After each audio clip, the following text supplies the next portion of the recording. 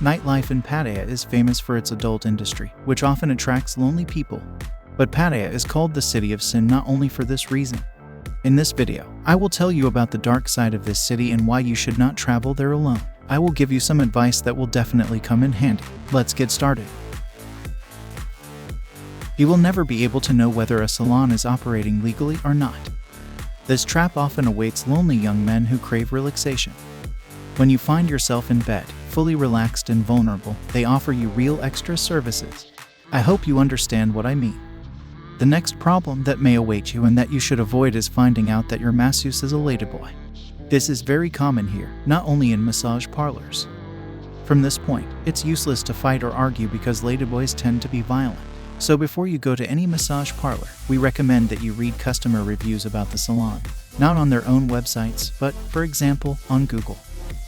The whole city is connected: police, vendors, masseuses, so it's best to avoid confrontation. You can also run into trouble, such as witnessing a police raid and eventually getting into trouble with the law. There are many pickpockets here. This may seem a bit cliché, but there are a lot of cases of pickpocketing, especially among tourists. You can be distracted in various ways, offered different services, while you may just have asked for help. It is at this moment that someone can pull out your wallet or bag and escape on a waiting motorcycle. When you are sitting and relaxing in a cafe, pickpockets can under some pretext take out or simply take away your mobile phone. For example, ordinary boys in a cafe under the guise of flower sellers may turn out to be ordinary scammers and steal your iPhone. The most important advice: keep your money and phone in your front pocket. Do not show anyone a lot of money. Do not give anyone your passport or even a copy of your passport. Leave all your valuables in your hotel room and don't forget to tip the cleaners, because they will be watching over you and your room during your stay. By the way, here's a cool life hack. If someone asks you, are you alone or with someone, say that you're with your brother. If they ask what you do for a living, say you're a policeman in Florida and immediately say that your brother is now talking to a friend who works in the Pattaya Police Department. This will scare off many scammers who want to rob you. The next piece of advice is related to taxis in Pattaya.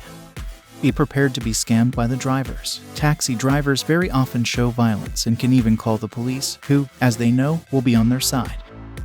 Before taking a taxi, make sure that you have agreed on the price before driving and make sure that the taxi is legal.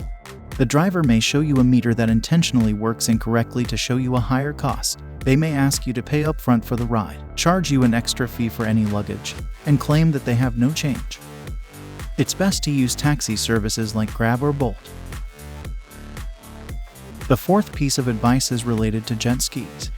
The scam scheme is very simple. You rent a jet ski, ride it, and when you return it, the owners claim that you caused damage to it. They show you defects on the jet ski that you have nothing to do with. You get into an argument, the solution of which will be to pay a crazy amount of money or seek help from the nearest police station. Sometimes the police cannot do anything because you initially signed documents taking full responsibility for the vehicle. My advice to you is to better refuse to ride a jet ski or carefully check it before renting it. If you see any damage, leave immediately. Alternatively, try to contact specialized companies for renting jet skis and other watercraft. Although not all are scammers, you can never be sure.